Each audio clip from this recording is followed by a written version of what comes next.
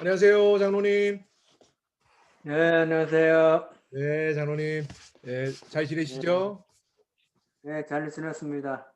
네. 저는 지난달 백신 맞았어요. 백신 맞으셨어요? 네, 어, 지난 토요일 날. 네, 어디 거 맞으셨어요? 여기 파이자요. 아, 화이자. 예. 네, 어, 여기 매직 마운틴 가서 맞았어요. 저기, 매직 마운틴. 권사님하고 같이 가셔서 맞으셨군요. 네, 맞은 데가 매직 마운틴. 아, 매직 마운틴. 아. 네. 뭐, 아프진 않으셨어요? 아프진 않으셨어요? 뭐 아프지는 않고 주사 맞은 자리가 약간 뭐 뻐근하고 말았어요. 예, 예. 또 2차 맞으셔야 되잖아요. 그죠?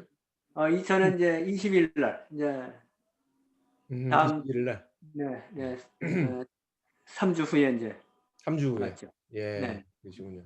예. 네. 안녕하세요, 구집사님. 잘 안 들려요. 구집사님? 목소리가 안 들리네. 예, 안녕하세요. 안녕하세요. 네네, 예, 목소리 잘 들립니다. 네네, 예, 예. 반갑습니다. 이종호 장로님은 주사 뭐 안 맞으셨어요? 오늘 맞았어요. 아유, 축하합니다. 오늘? 두 분 다 맞으셨군요. 저는 안 맞았어요. 왜 뭐예요? 권사님 안 맞으셨어요? 아, 권사님은 아직 젊어요. 아니, 그래도 부부인데, 살아도 같이 살고 해야 되는 거 아닙니까? 죽어도 같이 죽고. 그러네. 예. 안녕하세요. 예, 최 집사님. 안녕하세요. 예. 예, 집사님. 예. 뭐 아직 집사님하고 구집사님도 그렇고 다 아직 수mon이 안 들어오셨죠? 주사 맞는 거. 네, 아직 젊어요. 예. 65세 돼야 된다 그러더라고요. 65세요. 네네. 아유, 예. 그러시군요. 예. 서정희 집사님 안녕하세요. 안녕하세요. 안녕하세요, 서정희 집사님 안녕하세요. 네, 안녕하셨어요. 집사님은 주사 안 맞으셨어요? 집사님? 저요? 예, 백신. 맞았어요. 아, 지금 맞으셨구나. 네. 살이요. 네, 네, 네. 젊은데도 놔주더라고요. 예. 그러게요. 서 집사님 지금 뭐 경증 40대 보죠, 초반이신 것 같은데.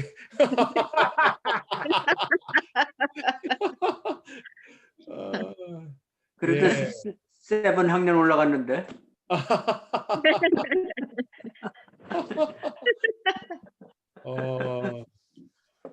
참 재밌습니다. 네. 아이고, 예. 아니, 그것도 발 빠른 사람들은 맞아요. 제 아들은 벌써 맞았어요.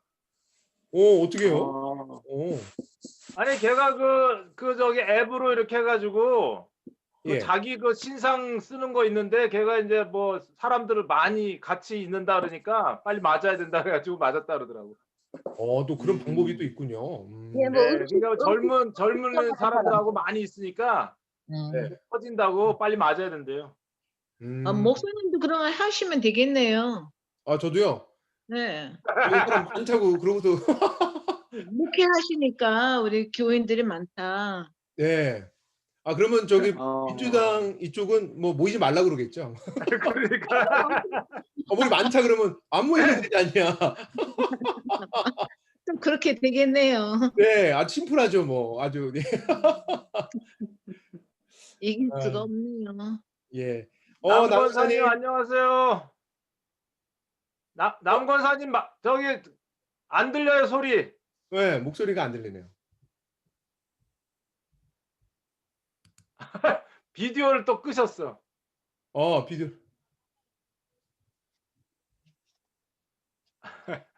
아이고.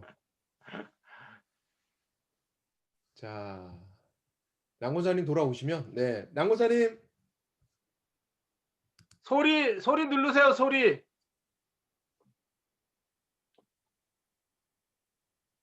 마이크 누르세요, 남권사님. 네, 마이크 누르시면 될 것 같은데. 네. 자. 어떤 때는 안 되던데.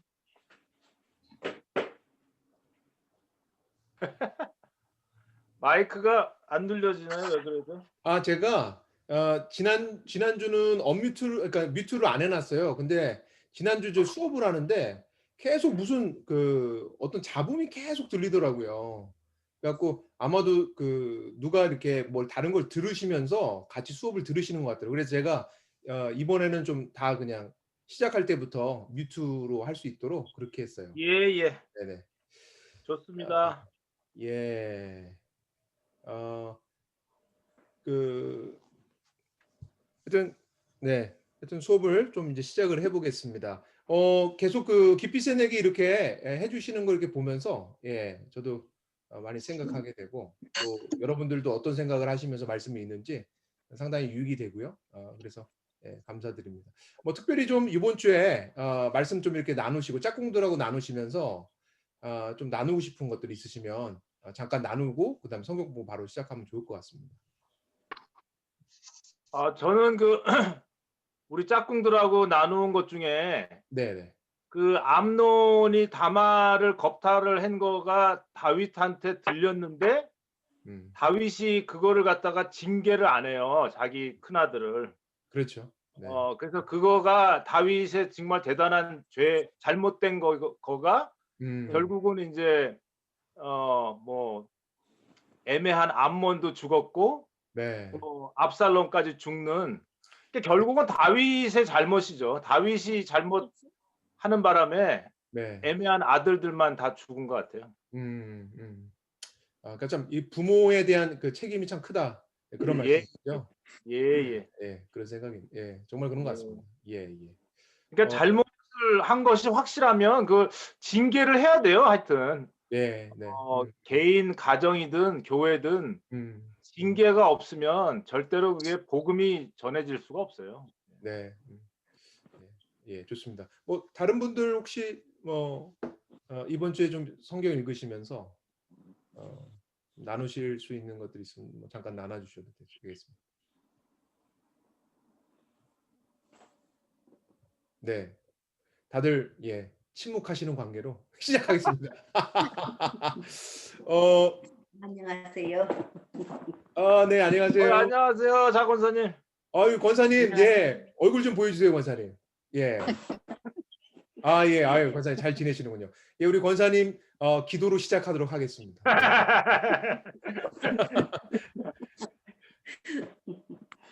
하나님 아버지 감사합니다. 이렇게 또 아버지 팬데믹 속에서도 지켜주시고 보호하여 주시고 은혜로 아버지 오늘도 무사히 지나게 하여 주신 우리 주님을 감사를 드립니다. 아버지 하나님 오늘 또 이렇게 아버지 구약 내비게이션 공부를 시작하려고 합니다. 주님께서 함께하여 주시고 우리 목사님에게 영육간의 강건함을 허락하여 주시어서 아버지 하나님 우리에게 정말 잘 가르쳐 주시는데 우리가 그 말씀 잘 배워서 아버지 실천할 수 있도록 도와주시옵소서 감사드리옵고 예수님의 이름으로 감사기도 드렸사옵나이다. 아멘. 네, 시작하겠습니다.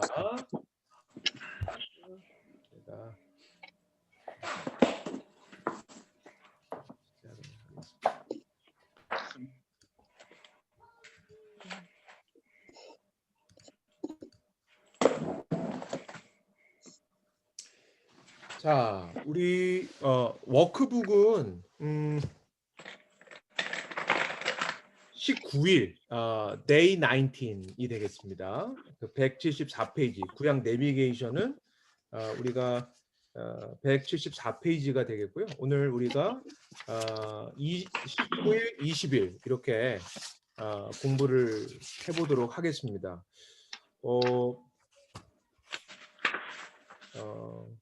자, 오늘 우리가 공부할 부분은요. 사무엘 하를 다 마무리 짓고요. 그리고 나서 열왕기 상 우리가 조금 들어가면서 마무리를 짓도록 하겠습니다. 그러니까 솔로몬이 성전을 이제 완공하면서 이렇게 마무리가 되는 오늘 내용이 되겠습니다. 자, 그러면 앞에 보시면서 우리가 언제나 이 성경 공부를 하면서 성경에는 대단히 우리가 이렇게 큰 국립공원 같은 데 가면 트레일이 많잖아요. 그러니까 우리가 자칫하면 그 여러 트레일이 많다 보니까 여러 다양한 성경에 사람들의 이야기가 나오다 보니까 우리가 자칫하면은 성경에 좀 굵직하게 흘러가는 이 큰 맥락을 이해하지 못하고 이렇게 성경을 읽는 경우가 많이 있습니다. 그렇기 때문에 정말로 중요한 것은 큰 맥락 안에서 내가 이 이야기가 어떤 의미가 있는지를 여러분이 끊임없이 생각하면서 말씀을 읽어야 되겠다. 예, 이것이 대단히 중요하다라는 거 여러분에게 다시 한번 말씀을 드리고, 자 그러면 다시 한번 정리를 해볼게요. 우리가 이 창세기 하면 자 창세기 1장부터 11장까지는 인류 보편 역사고 12장부터 50장까지는 무슨 이야기입니까? 예, 하나님께서 하나님의 국민을 만드시죠. 그래서 아브라함을 부르셔서 아브라함, 이삭, 야곱 그리고 야곱의 12아들로 이렇게 이루어지는 창세기가 국민 만드는 이야기였다. 그러면 출애굽기는요? 예, 예. 그렇죠. 예, 법을 받으러 가는 이야기입니다. 그래서 법을 받으러 어디로 갑니까? 신의 산에 이르게 되죠. 신의 산에서 받게 되는 실제적인 법이 무엇인가? 구체적인 것이 어디 쓰여 있는가? 레위기에 이렇게 쓰여 있다라는 거 여러분들 기억하시리라 생각합니다. 자, 이제 하나님께서 법을 통하여서 하나님의 주권을 행사하죠. 그러니까 백성과 주권이 이제는 만들어졌다고 하면 자 마지막 남은 게 뭡니까? 땅 찾으러. 예, 땅 찾으러 가는 거죠. 예, 땅을 찾으러 가시는 이야기. 그래서 자 민수기에서 중요한 세 지점 여러분 혹시 기억하십니까? 민수기 어디서부터 시작이다? 시내산에서 시작해서 어디로 갑니까? 자 가데스 바네아로 가고 또 어디로 가죠? 예, 얼굴이 바뀌면서 모압 평지로 가서 마무리가 되는 이야기. 자 모압 평지에서 마지막 고별 설교 모세가 죽기 전에 했던 설교가 무엇이다? 바로 신명기다라고 말씀을 드렸고요. 자 여호수아에 이르러서 드디어 여동강 도하를 해서 하나님께서 허락하신 가나안 땅에 입성하게 되었습니다. 자, 이 가나안 땅에 입성하게 되어서 이제 정복을 하게 되죠. 그리고 분배를 하게 됩니다. 자, 이렇게 해서 드디어 여호수아서에 이르러서 무엇이 완성이 됩니까? 하나님의 나라가 완성이 된다. 자, 구약에서 하나님의 나라. 자, 이제 드디어 이스라엘이라는 유형 국가가 완성이 됐어요. 그러면 자, 하나님께서 무엇을 기대하시겠습니까? 이제 자, 아브라함에게 말씀하셨던 너로 말미암아 모든 민족이 복을 받게 하시겠다라는 바로 복이라는 게 사실 뭐예요? 하나님이시잖아요. 그러니까 하나님이 누구신지를 온 세상이 알게 하여서 하나님을 온 세계가 믿게끔 하나님께 돌이키게끔 만드시기 위해서 하나님은 이스라엘이라는 모델 국가를 세우셨는데 어떻습니까? 자, 사사 시대에 이르러서 어떤 상황이 되었습니까? 잘 되었어요? 아니면 엉망진창이 되었습니까? 엉망진창이 되고 만 것이죠. 자, 이 엉망진창이 된 상황. 그래서 대표적인 성경 구절이 뭐죠? 자, 사사기 17장 6절 말씀. 예. 그때 이스라엘에 왕이 없으므로 사람마다 각기 자기 소견에 옳은 대로 행하였다. 그렇죠? 그러니까 자기가 왕인 거예요. 하나님이 왕이신데 자기 멋대로 행하더라. 그 이유가 무엇입니까? 자, 이 뭐 여러 가지 문제가 있었지만은 결국은 자, 이 사사기에 마지막에 나오는 이 불옷과 같은 야사가 두 개 있죠. 무엇이 있었습니까? 여러분 기억하십니까? 자, 미가 신상 사건, 미가 신상 사건, 레위 첩사건. 예, 다 여기에 주인공은 누구였어요? 레위인들. 예, 레위인들이 하나님께서 땅을 주지 않으셨죠. 그렇죠? 여러분 기억하시죠? 땅을 주지 않으시고 48개 성읍에 흩으셨습니다. 그래서 왜 흩으셨는가? 무엇하라고 하신 거죠? 하나님의 말씀을 잘 가르쳐라. 예, 가르쳐서 그 법대로 살아가라고 했는데 레위인들도 하나님 말씀을 모르더라는 것입니다. 아주 심각한 우상 숭배가 만연한 그러한 세상을 정복하라 했는데 세상에 먹혀버린 그런 시대가 되어버렸습니다. 자, 이런 상황 속에서 하나님은요. 자, 룻기가 참으로 중요한 것이 자, 룻기에서 룻의 이야기 그리고 보아스와의 만남의 이야기가 중요한 이유가 무엇입니까? 룻과 보아스를 통해서 자, 누가 나오죠? 그 계보를 통해서 다윗이 나오더라. 그렇죠? 자, 이 다윗이 참 중요합니다. 그러니까 이 사사 시대를 배경으로 다 엉망진창인데 자, 하나님께서 누구를 찾아내시고 기뻐하신 것입니까? 다윗을 찾아내고 기뻐했다. 예. 자, 그러니까 자, 룻기의 족보가 다윗을 찾아내고 멈춰섰다면, 자, 이어지는 사무엘상하는 온통 누구 이야기다?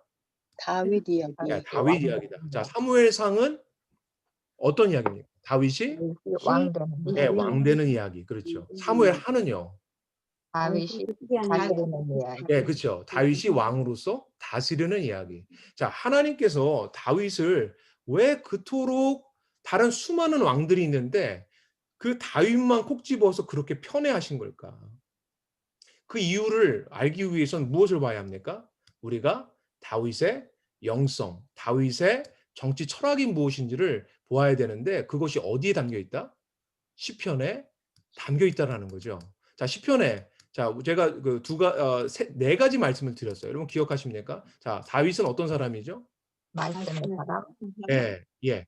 말씀의 사람이고 또 성전의 사람, 네, 성전의 사람. 네, 성전의 사람. 그리고요. 하나님을 왕으로 네, 하나님을 왕으로 섬기는. 그죠? 하나님을 왕으로 섬기는. 네, 그리고 자신이 하나님의 통치자임을 예, 예. 그렇죠. 대리 통치자임을 아는 거. 예. 요게 진짜 중요하다고 그랬죠. 자, 요 맥락을 가지고 우리가 시편을 봐야 돼요. 그래야 예, 시편이 이해가 됩니다. 자, 이런 사람이었기 때문에 하나님이 정말 다윗을 잊을 수가 없고 다윗을 이렇게 편애했다라는 겁니다. 자, 그렇다면 오늘 우리가 어디까지 가는지 한번 보세요. 자, 이제 우리가 열왕기 이제 열왕기 서로 이제 진입을 할 거예요, 오늘. 자, 열왕기 서로 진입해서 어떤 것을 볼 것인가?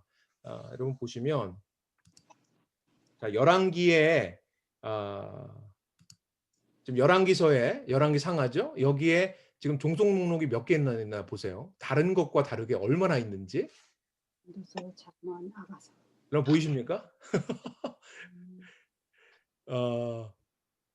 지금 몇 개나 있어요? 12번. 예. 12번. 조금 이따 확인할게요. 15개가 있습니다. 그러니까 구약에 15권. 그러니까 지금까지 뭐 한 권씩 이렇게 껴서 오다가 열왕기 상하가 얼마나 중요한지 몇 권이나 무려 이 종속 목록 붙어 있습니까? 15권이 붙어 있다라는 거예요. 예. 그러니까 이렇게만 좀 이해하시고 좀 이따 우리가 좀 구체적으로 좀 확인을 해 볼게요. 자, 우리 성경을 좀 펴 보실게요. 우리가 사무엘 하를 좀 마무리를 짓고 열왕기 상하로 좀 진입을 했으면 좋겠는데요. 자, 열왕기 우리가 사무엘 하죠. 사무엘 하 우리가 13장부터 이렇게 보시면 사무엘 하 13장입니다. 자, 암논과 이 다말 사건이 일어납니다. 자, 이 암논과 다말 사건. 자, 13장 1절에 보니까 그 후에라고 시작합니다. 여기서 그 후에는 어떤 것과 연관이 되는 걸까요? 다윗이 누구를 취했어요? 밧세바를 취했죠. 밧세바는 다윗의 아내가 아니라 다윗의 충신이었던 우리아의 아내였는데 예, 우리 아내를 취하고 이것을 완전 범죄로 묻기 위해서 우리아를 불렀다가 우리아가 말을 안 듣자 우리아를 전장에서 살해하도록 요압에게 명령합니다. 여러분 기억하시죠? 이것에 대해서 하나님이 자시하지 않으시고 나단을 부르십니다. 그래서 나단을 통해서 네가 범죄자라는 거, 네가 죄인이라는 것을 깨닫게 하십니다. 그래서 정말로 하나님 앞에 눈물로써 기도하죠. 그 시편에 나와 있지 않습니까? 근데 그 후에 하나님이 죄는 용서하셨지만 그 죄의 결과는 달게 받게 하신 거예요. 여러분 그 죄의 결과가 무엇입니까? 너희 집안에 칼이 끊이지 않을 것이라고 말씀하셨어요. 자, 하나님의 말씀, 그 죄는 용서하셔서 하나님과의 관계는 존속이 되어 가지만 그 죄에 응당한 결과는 다윗이 받게 되는 거. 이것을 우리가 이제 보게 됩니다. 자, 다윗의 이 삶, 어떤 문제들이 발생하는지 이제 우리 다윗을 하나님께서 계속해서 다윗 자체를 다뤄가시는 것을 볼 수 있습니다. 자, 13장 1절에 보니까 그 후에 자 바로 밧세바 사건 이후죠. 이 일이 있느니라 다윗 아들 압살롬에게 아름다운 누이가 있었으니 자, 그 이름이 무엇입니까? 다말입니다. 여러분 다말이라는 이름이 참 자주 나와요. 그렇죠? 우리가 창세기에서도 보면은 야곱의 아들들의 누이가 있었죠. 레아의 딸이 있었어요. 그 레아의 딸이 강간당하죠. 예, 그 이름도 다말이었습니다. 그러니까 여기서도 좀 다말이라는 게 나와요. 그리고 우리가 창세기에 보게 되면 제가 지난주에 주일날 설교했는데 여러분 기억하시는지 모르겠지만 유다의 며느리 이름이 뭐예요?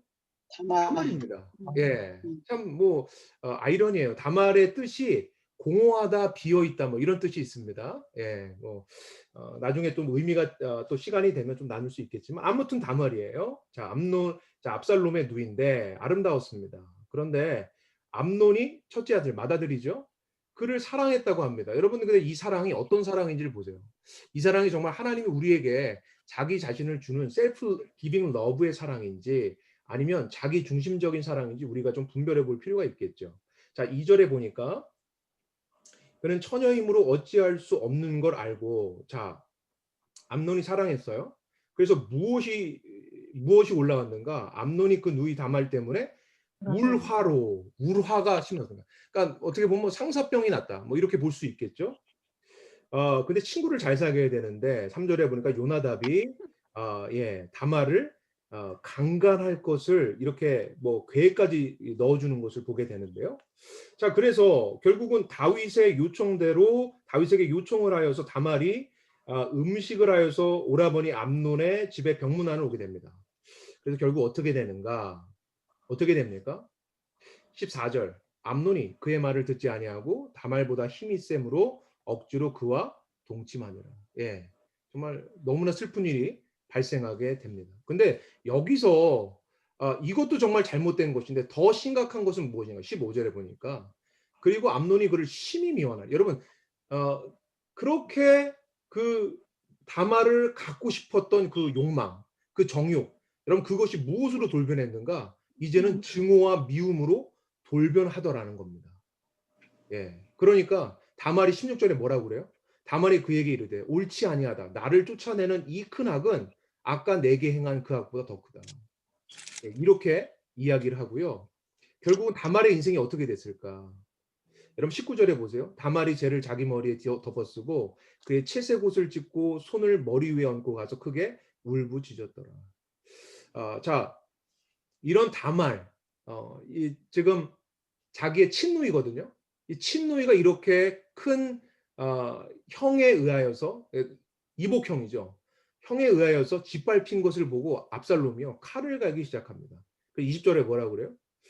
누이야, 20절 중반절 보세요. 누이야, 지금은 잠잠히 있고 이것으로 말미암아 근심하지 말라. 이에 다말이 그의 오라버니 압살롬 집에서 처량하게 지내었더라라고 합니다. 그런데 21절 다윗 왕이 이 모든 일을 듣고 심히 노하니라. 여러분 심히 노했어요. 감정적으로 화냈어요. 여러분 감정적으로 화내는 거랑 아까 전에 구집사님이 이야기하신 것처럼 정말 징계하고 잘못된 것에 대하여서 꾸짖는 거, 바르게 꾸짖는 거랑은 다른 얘기입니다. 어떻게 이런 일을 할 수 있냐? 화만 내면 안 된다라는 거죠. 자, 근데 다윗은 그냥 화만 내고 말았다라는 것입니다. 자, 이것으로 인해서 압살롬이요 칼을 갈기 시작하고, 여러분 칼을 몇 년 동안 갈았는지 23절 보세요. 만 2년 후에 여러분 칼을 간 거예요. 몇 년 동안? 2년 동안. 자, 어떤 일이 발생합니까? 양털 깎는 그러한 시즌이 돌아와서 왕과 왕자들을 초대합니다. 압살롬이. 그런데 왕이 안 가겠다고 그래요. 그래서 압살롬이 그러면 형과 왕자들이라도 보내달라고 이야기를 합니다. 그래서 그렇게 이제 양털 깎는 것이 대단히 이제 이 어떤 목축 사회에서는 대단히 큰 잔치였으니까 이제 잔치를 참여해 갖고 술도 먹고 이렇게 아주 흥에 겨워 있었는데 압살롬이 종들에게 29절 보니까 압살롬의 종들이 압살롬을 명령대로 암논에게 행했다. 무엇을 명했습니까? 흥에 취해 있을 때 가서 죽이라고 한 거예요. 여러분 그래서 압살롬이 드디어 암논을 죽였습니다. 여러분 32절 보니까 이 요나답이 뭐라고 합니까? 심어야 될 요나답. 참 못된 인간이에요. 이르되 내 주여 젊은 왕자들이 다 죽임을 당한 줄로 생각하지 마옵소서. 오직 암논만 죽었으리다라고 합니다. 여러분 요나답이 어떤 사람이죠? 여러분 요나답이 누구한테 이야기를 해서 누구한테 이야기해서 다말이 붙게 된 겁니까? 암논한테 얘기한 거예요. 누가? 요나답이요. 여러분 아주 못된 인간이죠. 이런 악한 친구들 곁에서 이런 말들을 들으다 보니까 결국 이렇게 돼버린 겁니다. 자, 그리고 이렇게 큰 형을 죽이고 압살롬이 어떻게 했는가? 38절 보세요. 압살롬이 도망하여 구슬로 가서 거기에 산지 3년이니라 라고 얘기합니다. 예, 그술에 가서 3년 동안 살려면 그술은 어디냐면 압살롬의 외가입니다. 외가. 예. 그 그술의 왕의 공주가 압살롬의 엄마예요. 어머니예요. 예. 마아가라는 다윗의 아내입니다. 그러니까 외가에 가서 숨어 있었던 거예요. 근데 39절에 보니까 다윗 왕이 마음이 압살롬을 향하여 간절했다고 합니다. 암논이 이미 죽었으므로 왕이 위로를 받았다라는 거예요. 여러분 그런데 다윗이 그렇게 표현하지를 않습니다. 그래서 14장에 보면은 요압이요 한 지혜로운 여인에게 말을 넣어줍니다. 그래가지고 압살롬을 다시 부르게끔 하는 거예요. 그래서 14장 33절 보세요. 드디어 외가에 갔다가 이렇게 돌아오게 됩니다. 3년 만에 돌아오게 된 거예요. 자, 33절 보세요. 요압이 왕에게 나아가 그에게 아뢰매 왕이 압살롬을 부르니 그가 왕께 나아가 그 앞에 얼굴을 땅에 대어 그에게 절하매 왕이 압살롬과 입을 맞추니라 라고 이야기를 합니다. 자, 이렇게 해서 세월이 흐르는데 압살롬은요. 근데 아버지에 대한 이제는 쓴뿌리가 생기기 시작합니다. 도망갔다가 불렀어요. 불렀는데 제대로 대우하지 않는 거예요. 아들을 물론 분명히 다윗이 사랑하고 압살롬을 아꼈어요. 그런데 여전히 그 마음에 큰 아들을 죽였다라는 것에 대한 앙금이 여전히 있지 않았을까 생각이 듭니다. 사랑하면서도 증오하는 어떤 그런 여러 가지 마음 때문에 아마 다윗이 괴롭지 않았을까. 그런데 이런 다윗의 우유부단한 모습들 그리고 바르게 징계하지 않는 모습 때문에 압살롬의 마음에 쓴뿌리가 생기면서 결국은 그것은 다윗에게 반역하게 되는 상황으로 발생하게 됩니다. 여러분 15장부터가 압살롬이 이제 다윗에게 이제 칼을 들여대는 이제 그러한 이제 준비를 하고 그런 일이 발생하는 걸 보여줍니다. 자, 15장 1절에 보니까 그 후에 압살롬이 자기를 위하여 병거와 말들을 준비하고 호위병 50명을 그 앞에 세우고 자, 2절에 보니까 압살롬이 일찍 일어나 성문길 곁에 서서 겼다 이렇게 합니다. 여러분 성문길 곁이라는 거 여러분 고대 사회에서요. 모든 일들은 어디서 일어나면요 성문 길 곁에서 일어납니다. 그러니까 성문 앞에 왕이 나와서 재판도 하기도 하고요. 그곳이 아주 번화한 거리가 됩니다. 많은 사람들이 오가는 곳이 바로 성문 길이기 때문에 어떤 그 중요한 회집이 있을 때도 성문 앞에서 모였다라는 거. 여러분 그러니까 여기서 압살롬이요 성문 앞에 나아가서 다윗이 해야 할 것을 지금 압살롬이 합니다. 그러면서 지금 어떤 억울한 일들, 어떤 답답한 일 때문에 송사, 그러니까 재판을 받아야 하는 사람들이 있으면 그 사람들을 불러서 어떻게 하는지 보세요. 3절에 보니까 압살롬이 그에게 이르기를 한 사람이 송사하기 위해서 온 거예요. 보라, 내일이 옳고 바르다마는 내 송사를 들을 사람이 왕께서 세우지 아니하였다. 그러니까 왕이 너의 송사에 대해서 관심이 없다고 얘기하는 거예요. 그러면서 4절에 보니까 압살롬이 이르기를 내가 이 땅에서 재판관이 되고 누구든지 송사나 재판할 일이 있어 내게로 오는 자에게 내가 정의 베풀기를 원하노라. 그래서 압살롬이요 어떤 것을 결국 한 것인가? 여러분 6절 보세요. 6절 말미에 보니까 이와 같아서 이스라엘 사람의 마음을 어떻게 했대? 압살롬이 훔쳤다고 이야기합니다. 그러니까 사람들 마음을 훔친 거예요. 그러니까 다윗은 너의 어떤 그 지금 상황에 대해서 관심이 없어. 나한테 얘기해. 내가 다 해결해 줄게. 그래서 한 사람 한 사람 그렇게 포섭하기 시작한 거예요. 그래서 자기를 따르도록 여론을 만들었다는 것입니다. 몇 년 동안요. 여러분 압살롬이 좀 대단해요. 주도면밀합니다. 여러분 몇 년 동안 했어요? 7절 보니까 4년. 그러니까 이것은 4년 동안 이런 일들을 통해서 다윗에게 가 있던 마음을요. 누구에게 돌려놓은 거예요? 압살롬 자기 자신에게 돌려서 바로 다윗에게 반역할 것을 꾀했다라는 것입니다. 참 무서운 사람이죠. 예, 4년 동안 준비한 거예요. 아버지에게 칼을 들이대려고. 얼마나 그 안에 쓴뿌리가 있었으면 그랬을까. 여러분 우리가 좀 생각해 볼 수가 있지 않을까 생각합니다. 자, 그래서 9절에 보니까요. 다윗에게 가서 압살롬이 이렇게 얘기해요. 헤브론에 좀 가겠다 그럽니다. 그러니까 왕이 헤브론에 가라 그럽니다. 여러분 헤브론이 어떤 곳이죠? 좀 생각해 보세요, 여러분. 처음에 왕. 헤브론에서 누가 왕이 됐죠? 다윗. 그렇죠. 예, 헤브론에서 자 사무엘상 우리가 1장 2장에 보니까 자 다윗이 본래 어디 있었습니까? 저 시글락이라는 블레셋 땅에 있다가 자 사울이 죽고 나서 돌아오게 되는데 그때 누가 다윗을 왕으로 옹립했어요? 유다 사람들이 옹립했어요. 그 옹립했던 그 도시가 뭡니까? 헤브론이에요. 그러니까 왕으로서 기름 붓는 아주 상징적인 도시가 어디다? 헤브론이라는 거예요. 아, 그러니까 의도적으로 지금 압살롬은요, 자기가 왕이라는 것, 이것을 만방에 알리기 위해서 의도적으로 헤브론에 간 거예요. 아버지를 속이고. 자, 그래서 10절에 보니까 이 압살롬이 정탐을 이스라엘 모든 지파 가운데 두루 보내 이르기를 너희는 나팔 소리를 듣거든 곧 말하기를 압살롬이 헤브론에서 왕이 되었다 하라. 헤브론에서 스스로 왕이 된 거예요.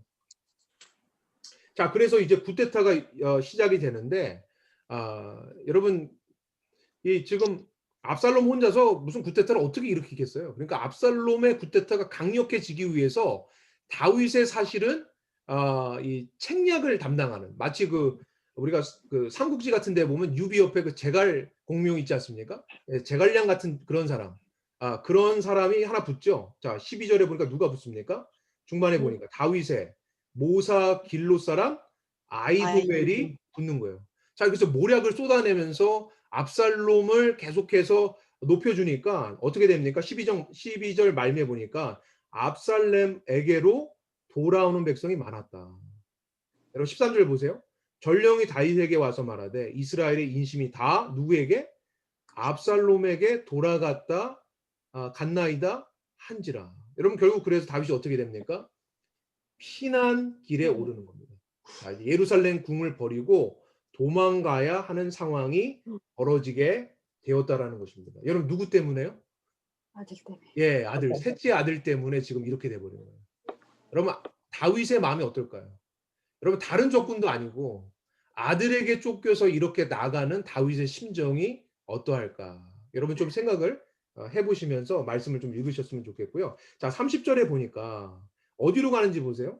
다윗이 감람산 30절이요. 다윗이 감람산 길로 올라갈 때 그의 머리를 그가 가리고 맨발로 울며 가고 그와 함께 가는 모든 백성들도 각각 자기의 머리를 가리고 울며 올라갑니다. 여러분, 자, 감람산 하면 떠오르는 무엇이 떠오르십니까? 여러분 예수님께서 땀방울이 핏방울 될 때까지 기도하시고 그 전에 예수님 돌아가시기 전주 화요일 날 자, 어디에 올라가셔서 마지막 때 일어날 일을 말씀하셨죠? 감남산. 감람산이죠. 여러분이 다윗이 지금 이렇게 감람산에 그러니까 예루살렘 동편으로 감람산을 올라가면서 지금 이 아들의 이 지금 쿠데타 이것 때문에 쫓겨가면서 슬피 울고 가고 있어요. 여러분 이것이 어떻게 보면 우리는 이미 성경의 전체 얘기를 알고 있으니까 예수님의 어떤 모습이 또한 연상이 됩니다. 그렇지 않습니까? 네. 그런 것들을 좀 우리가 생각해 보시면 좋겠고요. 자, 그런데 이제 이제 다윗이 가면서 자, 지금 다윗 곁에는 아히도벨이 있습니다. 이 아히도벨은 원래 다윗의 책략을 담당했던 사람인데 배신한 거죠. 자, 그런데 다윗에게 또 다른 책략가가 하나 있었는데 그 사람이 누구냐면 32절에 보니까 아렉 사람 후세입니다. 자, 이 아렉 사람 후세가 다윗을 쫓으려고 하니까 다윗이 뭐라고 하냐면 너는 돌아가라. 그래서 이 아히도벨의 모략을 어리석게 만들어라. 명령합니다. 자, 이런 특명을 받아갖고 자, 이 후세는요. 지금 압살롬이 예루살렘 왔을 때 이 예루살렘에서 기쁨으로 맞이하는 척하면서 아히도벨의 계략을 격파시켜 버리는 일을 감당을 하게 되는 겁니다. 자, 여기서 자 이제 다윗은 도망갔어요. 지금 이제 요단강 근처에 있습니다. 예, 지금 근처에 있는데 자 이렇게 이미 압살롬은 예루살렘으로 진입해서 들어왔어요. 자, 이런 상황에서 자 이제 회의가 열리는데 어떻게 다윗을 소탕할 것인가? 이 다윗 세력들을 소탕할 것인가? 자, 이제 압살롬이 책략가들에게 물어보겠죠. 자, 17장에 보면 첫 번째 아히도벨에게 묻습니다. 자, 어떻게 하면 좋겠냐? 그랬더니 1절에 보니까 압살롬에게 이르되 이제 내가 사람 12,000명을 택하게 하소서. 오늘 밤에 내가 일어나 다윗의 뒤를 추적하여 그가 고나고 힘이 빠졌을 때 기습하여 그를 무섭게 하면 그와 함께 있는 모든 백성이 도망하리니 내가 다윗 왕만 쳐 죽이고. 자, 아히도벨의 자, 책략은 무엇입니까? 지금 뒤쫓아서 다윗을 죽이자라는 거예요. 다윗 하나만 죽이면 끝장난다라는 거죠. 자, 이게 추격전이 하나의 책략이었습니다. 자, 그런데 압살롬이요. 자, 아이도벨 말만 듣고 하면 될 일인데 참 5절에 보세요. 압살롬이 이르되 아렉 사람 후세도 부르라. 자, 이 후세는요, 좀 다윗 사람인데 지금 속이고 지금 일단은 압살롬 곁에 있는 것처럼 하는 거죠. 자, 그러면서 아이도벨의 이 책략을 지금 교란시키고 지금 격파시키는 그런 책무를 맡은 상황입니다. 자, 그래서 후세가 자, 아이도벨의 말은 말도 안 된다라고 하면서 무슨 이야기를 하냐면요. 자, 11절 보세요. 자, 나는 이렇게 계략을 세웠나이다. 온 이스라엘을 단에서부터 부엘세바까지 바닷가에 많은 모래같이 당신께로 모으고 친히 전장에 나가시고 우리가 그 만날 만한 곳에서 그를 기습하기를 이슬이 땅에 내린 같이 우리가 그 위에 덮여 그와 함께 있는 모든 사람을 하나도 남겨두지 아니할 것이요. 자, 무슨 말 하는 거냐면요. 자, 아이도벨은 추격전 하자라는 거예요. 그래서 다윗 한 사람만 죽이면 끝난다라는 거예요. 그런데 자, 후세는 무슨 얘기를 하냐면 자, 전면전을 하자는 겁니다. 여러분 전면전을 하면 어떻게 해야 돼요? 자, 단에서 부엘세바까지. 여러분 그 많은 사람들이 모이려면 군대가 모이려면 무엇이 걸리겠습니까? 시간이 걸릴 거라는 거예요. 자, 지금 후세는요. 다윗이 충분히 피할 수 있는 시간을 벌기 위해서 전면전이 낫다라고 압살롬에게 지금 말하고 있는 거예요. 여러분 그런데 자, 누구 말을 듣는지 보세요. 14절. 압살롬과 온 이스라엘이 이르되 아렉 사람 후세의 계략은 아이도벨의 계략보다 어떻대요? 뭐 낫대요. 낫다. 여러분 여기서 무엇을 느끼세요? 누가 개입하신 거예요? 하나님. 아이도벨. 하나님이 개입하신 거죠. 예. 하나님. 하나님이란 말이 한마디도 안 나오지만 여기에는 하나님이 역사하고 계시다라는 걸 우리가 알 수 있습니다. 그렇죠. 자, 하나님이 다윗 편에 계신 거예요. 예. 자, 그래서 결국은 다윗은 안전하게 다 피신을 하게 되고요. 드디어 전면전 전쟁이 시작이 됩니다. 자, 18장에 가게 되면 자, 다윗이 전장에 나가려고 하는데 다들 막아요. 다윗이 나가면 안 된다는 거예요. 네, 다윗 나가면 안 된다. 자, 3절 보세요. 백성이 이르되 18장 3절입니다. 왕은 나가지 마소서. 우리가 도망할지라도 그들은 우리에게 마음 쓰지 아니할 터이요. 우리가 절반이나 죽을지라도 우리에게 마음 쓰지 아니할 터이요. 왕은 우리 만 명보다 중하십니다. 자, 그런데 자, 왕의 마음에 누가 있겠어요, 여러분? 여러분 지금 왕이 지금 이제 그러니까 전면전 하는 거잖아요. 자, 지금 적하고 싸우는데 자, 지금 아버지 마음에 누가 있겠어요? 아들이죠. 예, 아들이 있죠. 아무리 아들이 아버지한테 칼을 들여대도 아버지는 아들에게 칼 들이댈 수 없는 거죠. 예. 아무리 못된 짓 했어도 아들을 죽일 수 없는 거지 않습니까? 그러니까 전장에 나가는데 자기는 나가지 않지만 자, 어떤 것을 신신당부합니까? 자, 5절 보세요. 왕이 요압과 아비새와 이때에게 명령하여 이르되 나를 위하여 누구를? 젊은 압살롬을 너그러이 대우하라. 예, 너그러이 대우하라. 자, 너그러이 대우했을까요? 안 했을까요? 안 했네. 자, 14절 보세요. 전쟁이 일어났어요.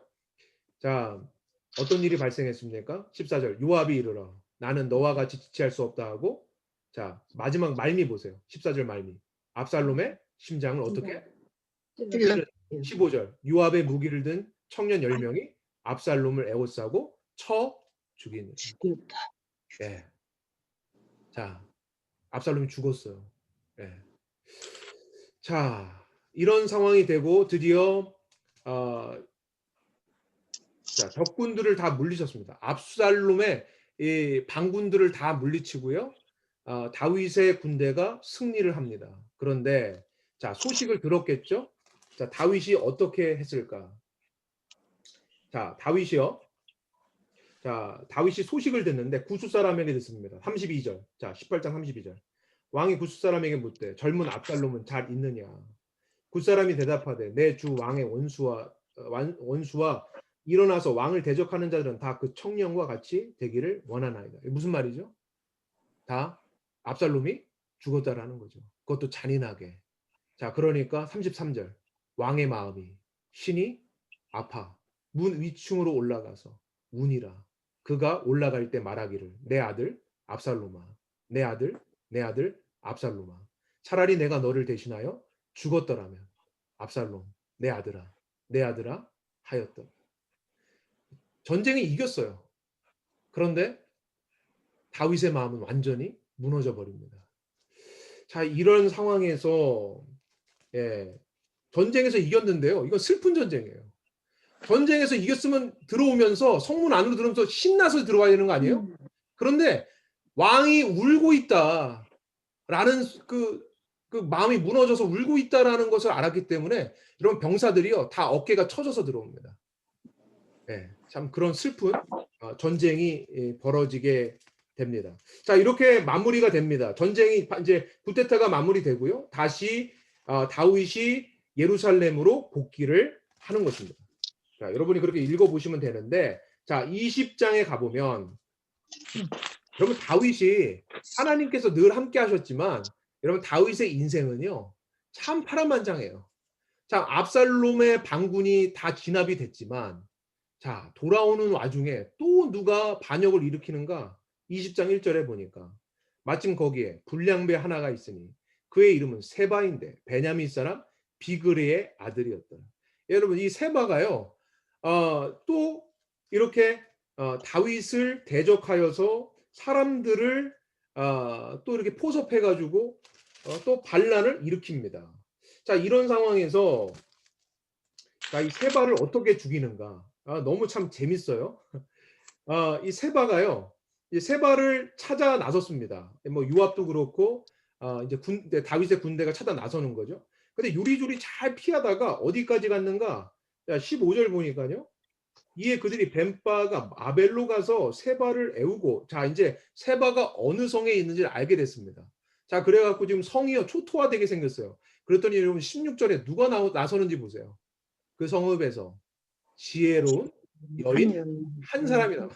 여러분 지혜로운 여인 한 사람이 나와갖고 이 지금 다윗의 이 지금 군대 장관이죠. 이 군대 장관인 요압하고 서로 이 성 아래, 그러니까 요압은 아래 있고 성문 아래 있고 이 지금 여인은 성 위에 지금에서 서로 대화를 하는 거예요. 그러면서 지금 이 성이 얼마나 유서 깊은 곳인지 아느냐. 근데 이 성을 다 초토화시키려고 그러는 거냐. 너 지금 하나님께 그게 얼마나 큰 죄가 될지 생각해 보았느냐. 뭐 이런 얘기를 하니까 요압이 절대 그런 게 아니고 지금 세바 그놈 잡으러 왔다. 그 얘기를 하는 거예요. 그랬더니 그러면 이 여인이 이러는 거예요. 그러면 내가 그 세바에 목 하나 던져주면 되겠느냐. 그러면 된다. 그래서 어떻게 돼요? 허무하게 끝나버려요. 여러분 22절 보세요. 이에 여인이 그 지혜를 가지고 모든 백성에게 나아가매 그들이 비그리의 아들 세바의 머리를 베어 요압에게 던지니라. 이러면서 이렇게 해서 끝난 거예요. 참 이게 지혜로운 여인이 얼마나 중요한가. 여러분 참 이렇게 가끔씩 나오는데요. 참 놀랍습니다. 자, 어쨌든 자 이렇게 해서 마무리가 되고 21장에 가면 참 슬픈 역사예요. 이것도 여러분이 좀 읽어보시면 되겠는데요. 다윗 시대 해를 거듭해서 3년 기근이 있습니다. 근데 왜 기근이 왜 있었는가 했더니 1절에 여러분 그 중반부부터 보시면 하나님께서 다윗에게 말씀하시는 거예요. 사울과 피를 흘린 그의 집으로 말미암아 그가 기브온 사람을 죽였음이니라. 여러분, 자 기브온 사람 기억나십니까? 자 기브온 사람 어디서 나왔죠? 어디서 나왔더라? 자 어디서 나왔냐면 여호수아서에서 나왔습니다. 자 여호수아서에서 보면 여호수아가 이제 여리고성 함락하고 자 아이성 함락하고 이제 그러면서 이제 그 주위에 있는 그 가나안 족속들이 두려워하죠. 그런데 백기투항한 이들이 있었어요. 한 족속. 그런데 여호수아에게 속였죠. 우리는 이 근처 사람이 아니라 이 가나안 민족이 아니라 어디에서 왔다고 그랬죠? 저 멀리에서 왔다고 그러면서 자기 식량이 부패한 거 보여주고 자기 옷 헤어진 거 보여주면서 속였단 말이죠. 그런데 여호수아가 하나님께 묻지도 않고 장로들도 묻지도 않고 어떻게 했죠? 그냥 무엇 맺었어요? 언약을 맺어버렸습니다. 결국 그래서 기브온 사람들이요. 그러니까 몰살하지 않고 이스라엘 백성들하고 같이 살게 된 거예요. 여러분 근데 생각해 보세요. 자, 이스라엘 백성들하고 기브온 사람들하고는 피가 섞였어요, 안 섞였어요? 맞아. 안 섞였죠. 그러니까 외국인입니다. 그러니까 외국인이니까 어떻게 대했는지, 사울이 어떻게 대했는지를 보세요. 자, 사울이 이 기브온 사람들을 몹살게 굴어갖고요, 학살한 거예요. 아주 수많은 이 외국인들을 학살한 겁니다. 이 사람들을 못살게 군 거예요. 그래갖고 2절에 보니까 기브온 사람은 이스라엘 족속이 아니에요. 그렇죠? 예, 그들은 아모리 사람 중에 남은 자라. 맞죠? 그런데 하나님 여호수아와 함께 맹세했잖아요. 그러니까 하나님의 백성으로 하나님께서 받아주신 거예요. 그런데 이들을 몹살게 굴고 함으로 인해서 하나님의 공의와 정의가 실현이 안 되니까 그 땅에 기근이 와버린 겁니다. 그러니까 다윗이 이것을 해결해야 되겠다 싶어서 자, 기브온 사람에게 가서 어떻게 얘기하냐면 3절에 보니까 중반부터 보세요. 내가 어떻게 속죄하여야 너희가 여호와의 기업을 위하여 복을 빌겠느냐. 어떻게 하면 너희들이 우리를 위해서 복을 빌겠느냐라고 했더니 기브온 사람들이 4절에 이건요. 은금의 문제도 아니고 사람을 죽이는 문제도 아니라는 거예요. 자, 5절에 보면 그들의 서름이 담겨 있는 말이 나옵니다. 그들이 왕께 아뢰되. 여러분 기브온 사람들 얘기하는 거죠. 우리를 학살하였고 또 우리를 멸하여 이스라엘 영토 내에 머물지 못하게 하려고 모해한 사람. 자, 자손 7사람을 우리에게 내주소서. 여호와께서 택하신 사울의 고을 기브아에서 우리가 그들을 여호와 앞에 목매어 달겠나이다 하니 왕이 이르되 내가 내주리라 하니라. 여러분 우리가 여기서 좀 생각해 봐야 할게요. 여러분 공의와 정의가 얼마나 중요한지 모릅니다. 자, 구약에서 피해는 어떻게 해야 돼요? 피로 갚아야 돼요. 이해는요? 이로 갚는 거예요. 여러분 이것이 공평한 거예요.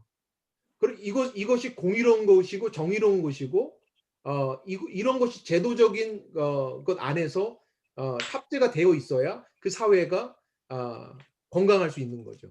자, 그런 하나님께서 그러한 사회를 만들고 그런 나라를 만드시기 위해서 무고한 피가 흘려지는 것에 대해서는 합당한 보응이 필요하다고 말씀하신 겁니다.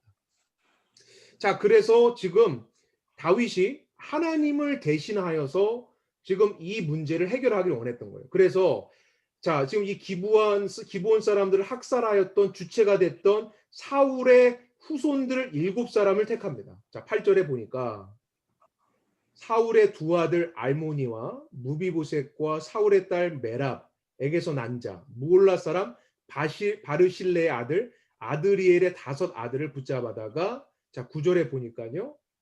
여호와 앞에 목 매달매 7사람이 동시에 죽었다라고 합니다. 여러분 이렇게 죽었어요.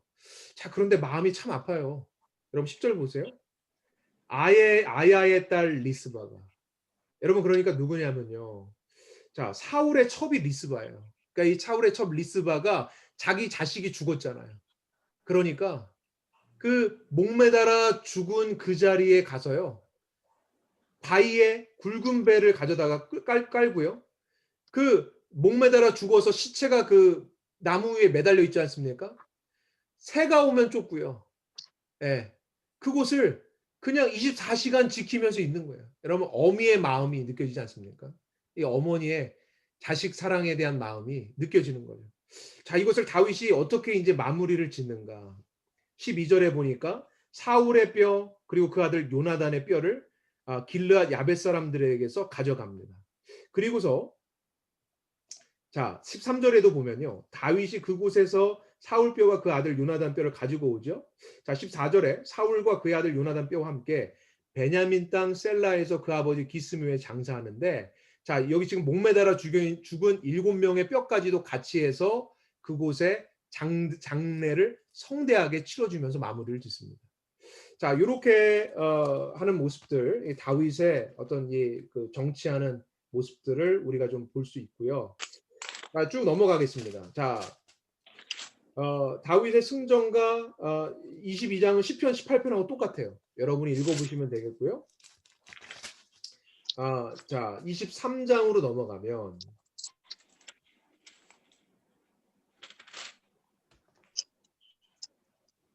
자, 23장에 넘어가면 이것도 뭐 다윗의 말이니까요.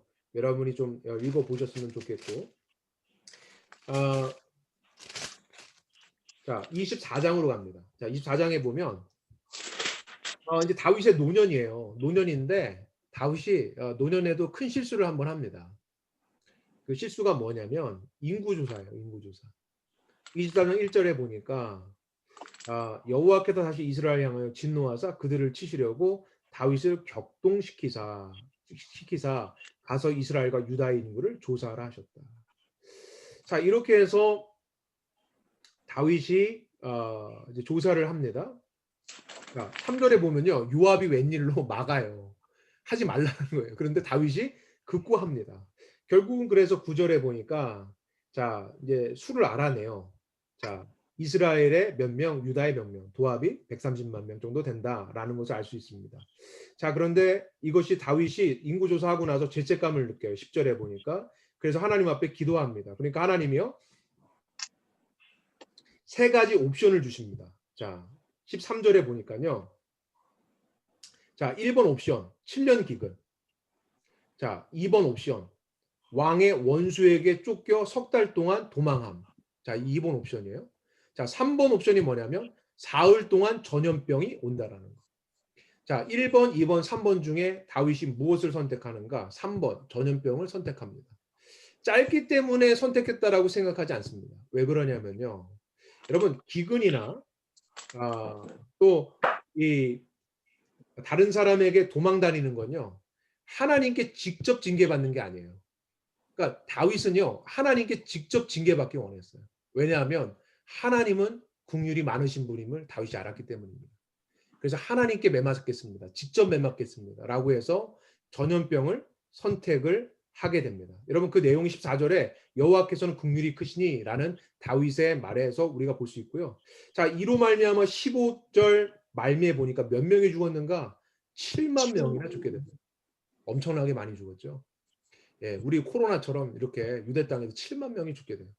자, 16절에 보니까 자, 하나님께서 이제는 천사에게 더 이상 죽이지 말라고 족하다고 말씀하십니다. 그래서 하나님께서 여호와의 사자가 어디에 계셨냐면요, 16절 여러분 말미를 보시면 여호와의 사자가 여부수 사람 아리우나의 타작마당, 여러분 동그라미. 자, 여부수 사람 아리우나의 타작마당 동그라미, 거기에 옆에 써놓으세요. 성전터. 성전터. 여러분, 우리가 이제 열왕기 상으로 진입하게 되면 솔로몬이 성전을 짓는 것이 나오는데요. 이 성전터가 어디냐면 바로 이 여부수 사람 아리우나의 타작마당이라는 겁니다. 이 여부수 사람 아리우나의 타작마당. 그러니까 하나님께서 지금 모든 민족이 몰살할 상황에서 하나님께서 긍휼을 베푸시고 용서하시는 자리가 어디인가? 바로 여부수 사람 아리우나 타작마당입니다. 자, 이곳에 가서 하나님이 명하시는데 제사드리라고 해요. 그래서 18절에 보니까 다윗이요, 다윗이 그 명령을 받아요. 아리우나 타작마당 가서 제단 쌓으라고 하니까 가게 됩니다. 그리고 그곳에 가서요, 그곳에서 그 아리우나 그 사람을 만나서 그 사람에게 번제드릴 소나 땔감 이런 것들을 다 구입을 하고 그 털을 구입하는 모습을 보게 되고요. 자, 마지막 절 보세요. 자, 마지막 절 보니까 그곳에서, 여기가 어디예요? 아리우나의 타작마당. 네, 성전터라고 했죠. 솔로몬 성전터. 여호와를 위하여 제단을 쌓고 번제와 화목제를 드렸다. 그러니까 여러분, 이 솔로몬의 성전터가 참 유서가 깊어요. 여러분, 첫 번째, 자, 이 솔로몬의 성전터는 창세기에서 자, 아브라함이 이삭을 드렸던 모리아 산입니다. 그렇죠? 그러니까 모리아 산이 바로 아리우나의 타작마당인 거예요. 그러니까 지금 창세기로 보면은 아브라함이 이삭을 바쳤던 곳이 솔로몬의 성전터고요. 그곳이 아리우나 타작마당이고요. 또 뿐만 아니라 다윗의 시대에는 이 아리우나 타작마당에서 모든 민족이 전염병으로 죽을 상황 위기였는데 하나님께서 다윗의 번제와 이 제사를 받으시고 그들을 용서하셨다. 그러니까 아주 유서 깊은 곳이라는 겁니다. 예. 자, 이렇게 하면서 다윗의 이야기가 이제 마무리가 되는 것입니다. 자, 이렇게 하고 여러분 앞에 좀 보실게요.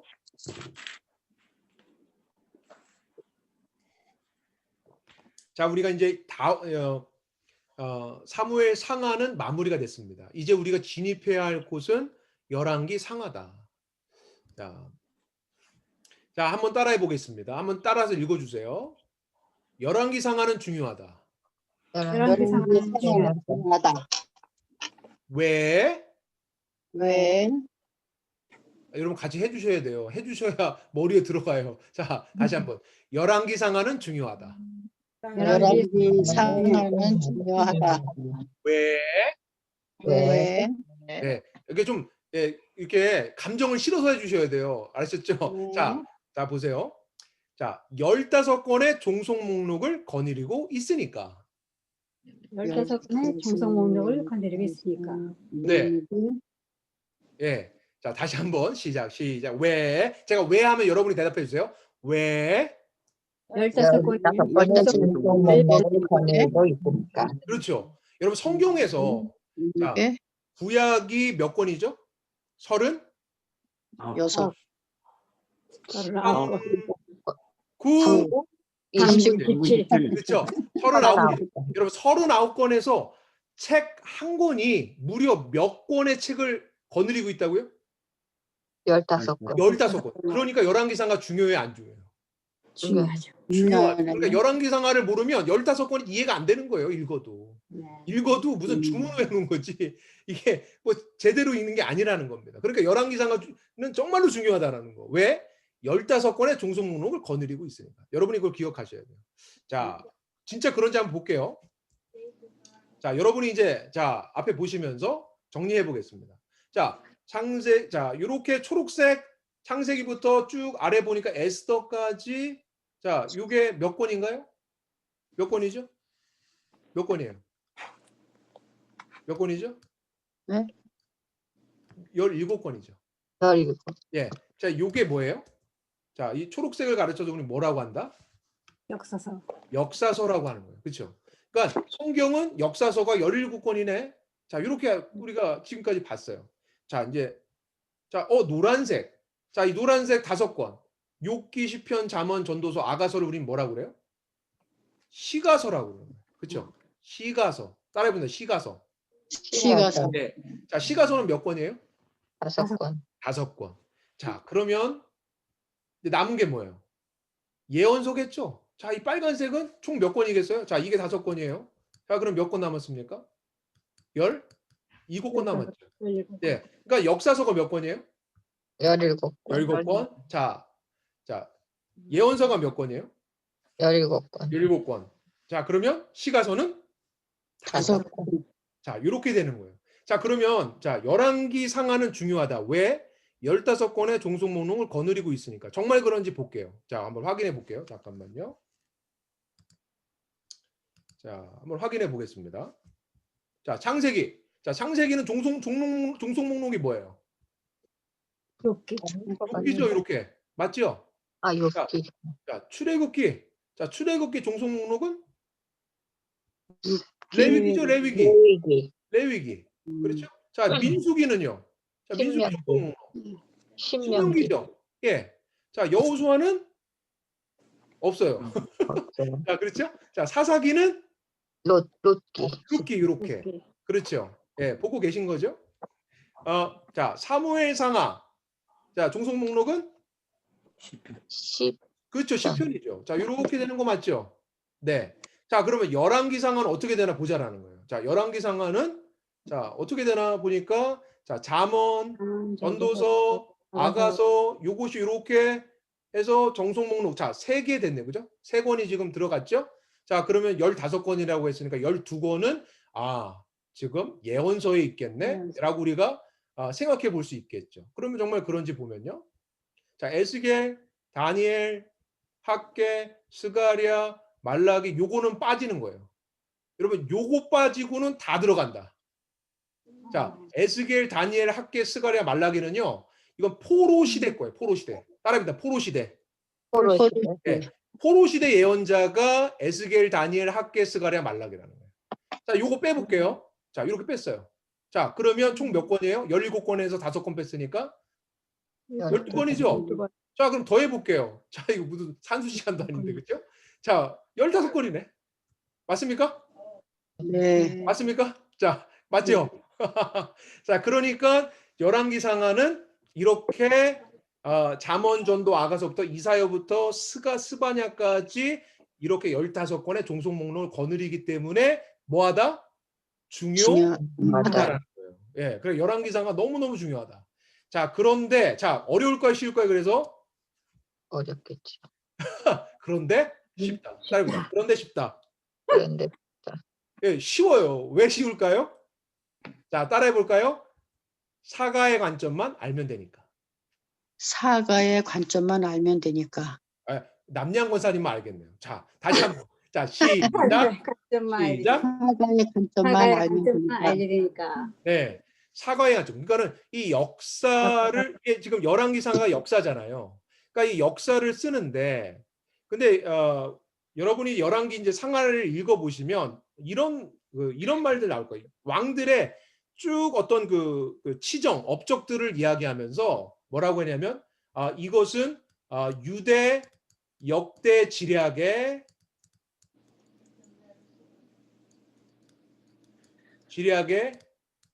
기록되지 않았느냐, 아니면 이스라엘 역대 지략에 기록되지 않았느냐. 그러니까 자, 이런 이야기가 열왕기 상하에 나오게 된다면, 자, 열왕기 상하가 먼저 쓰여진 거예요, 아니면 이스라엘 역대 지략, 유대 역대 지략이 먼저 쓰여진 겁니까? 유대 역사학이 먼저 그렇죠. 쓰죠. 유대 역대지략, 이스라엘 역대지략이 먼저 기록됐으니까 열왕기 상하 저자가 이 사가가 이것을 갖다가 이야기하는 건 아니겠습니까? 그러면 아니 유대 역사 이야기, 이스라엘 역대 이미 있었다는 거예요. 아니 있는데 왜 써? 있는데 왜 쓰지? 우리 이런 생각을 해볼 필요가 있다라는 거예요. 그 이유가 관점의 문제라는 겁니다. 자, 이 사가가 이미 있는 것을 왜 썼을까? 관점이 있는 거예요. 무엇인가 자기는 유대 역대지략, 이스라엘 역대지략에서 사실을 써놓고 있지만 이 사실 안에 담겨 있는 이 사실이 우리에게 제공해주는 하나님의 메시지는 명확하게 전달해주고 있지 못하다고 생각하니까 사가가 글을 썼다라는 거죠. 자, 이거 하나 우리가 한번 볼게요. 자, 우리가 한국의 역사를 보면 여러분 이런 숫자 보시면 이렇게 좀 떠오르시죠? 이렇게 떠오르시죠?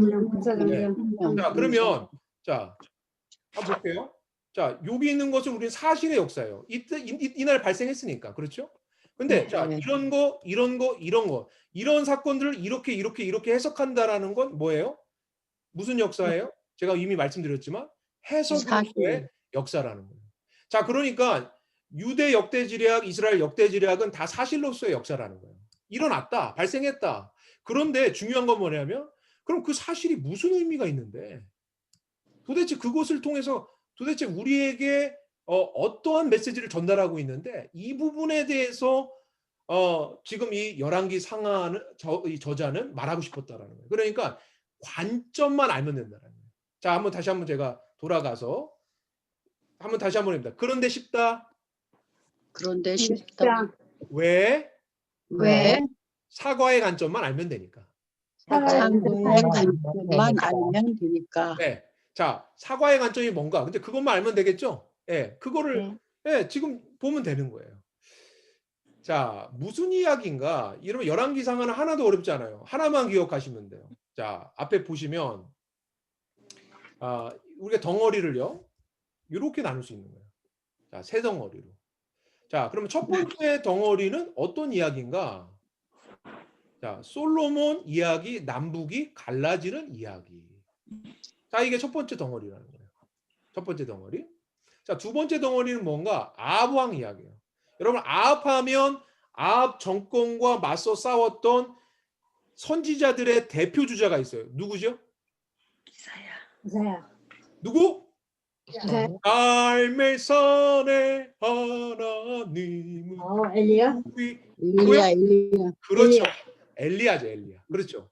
아합과 싸웠던 이 정말 위대한 선지자, 예언자는 엘리야죠. 아방 이야기는 엘리야 이야기다. 자, 세 번째는 무슨 이야기? 망하는 이야기. 자, 지금 이 열왕기 상하의 사가는요. 지금 무엇을 캐내고 있는가? 자, 이스라엘은 그냥 그저 다른 나라들과 똑같은 나라입니까? 아니에요. 여러분, 대한민국과 달라요. 미국과 달라요. 왜 그렇습니까?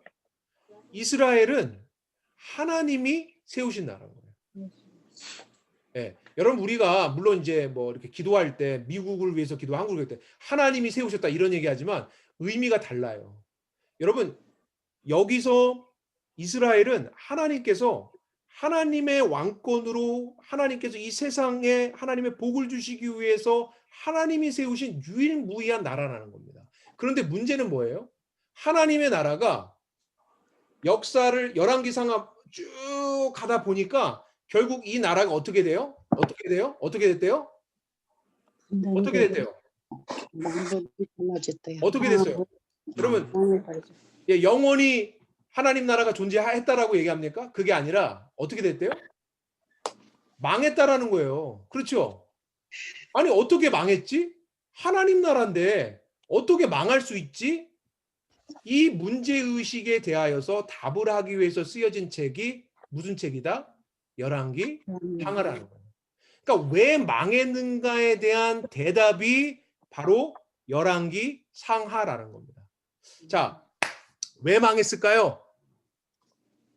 여러분, 왜 망했을까요? 하나님의 뜻을 안 했으니까. 예, 그렇게 대답하지 마시고요. 자, 우리가 지금까지 쭉 스토리를, 우리가 큰 스토리를 따라왔잖아요. 자, 사무엘 상하가 누구 이야기예요? 다윗 이야기. 자, 그러면 하나님이 수많은 왕들이 있는데 그 왕들 중에서 왜 유독 다윗 이야기만 뽑아서 이렇게 사무엘 상하에다가 기록해 놨을까요? 그 이야기가 그 이유가 뭘까요? 그러니까 하나님의 합한 자였기 때문에. 그렇지. 그러니까 다윗 이후에 오는 모든 왕들이 누구를 모델 삼아 정치하기를 원했던 거예요. 다윗이죠. 다윗을 모델 삼아 정치하면 어떻게 돼요? 그럼 하나님 나라를 세웁니다. 그렇지. 하나님 나라가 번성하고 본래 하나님이 세우시려고 했던 목적대로 하나님이 세상 가운데 드러남으로 말미암아 모든 민족이 하나님께 돌아오는 놀라운 역사가 일어날 수 있었단 말이에요. 그런데 자, 다윗 이후에 그렇게 되었습니까? 아니요. 그렇게 되지 않았다라는 것을 철저하게 이스라엘 역사를 통해서 보여주는 것이 열왕기 상하라는 거예요. 그러니까 다윗의 길로 안 가고, 자, 대표적인 악한 왕 아합의 길로 가다 보니까 모두 다 어떻게 됐다? 망했다라는 거예요. 네. 망했다. 왜 망했지?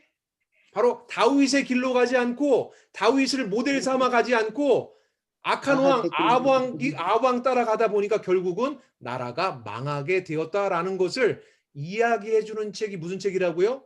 열왕기 상하라는 거예요. 자, 여기까지 오늘 정리를 해 보고요. 자, 다음 주에는 제가 이제 이걸 좀 더 쉽게 여러분이 이해하실 수 있도록 그렇게 좀 보도록 하겠습니다. 오늘은 여기까지 하고 마무리를 지을게요. 일찍 끝나니까 좋죠? 예, 예, 딱 1시간만 할게요. 예, 오늘은 이렇게 하고 마무리 짓도록 하고 다음 주에도 여러분 성경을 재밌게 읽으시고 꼭 깊이 새내기 해주시기를 부탁을 드리겠습니다. 자, 기도하고 마무리 짓겠습니다. 거룩하신 하나님, 주님, 우리가 다윗의 인생, 다윗의 치정을 보게 됩니다. 다윗은 하나님 앞에 벌을 받을 때도 하나님을 붙들었습니다.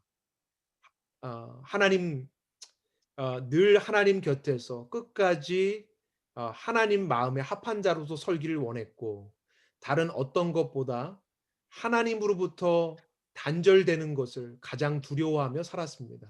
세상의 부귀 명화도 세상에서 그 어떠한 사람들에게 인정받는 것보다 하나님과 늘 함께하길 원하는 말씀의 사람이었고 성전의 사람이었고 또한 하나님을 왕으로 진정으로 모신 사람이었고 또한 자신이 하나님 나라의 대리 통치자로서 이 땅 가운데 하나님을 드러내는 사명을 받은 자임을 고백하며 살았습니다.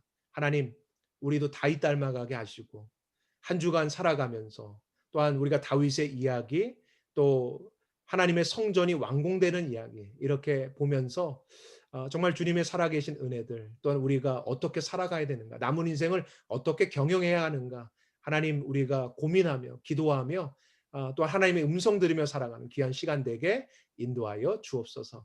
감사드리며 예수님 이름으로 기도합니다. 아멘. 네. 수고하셨습니다. 예, 모두 수고하셨습니다. 감사합니다. 네, 주일날 뵙겠습니다. 아, 내일 아침에 뵙죠. 예, 그럼 내일 뵈야죠. 네.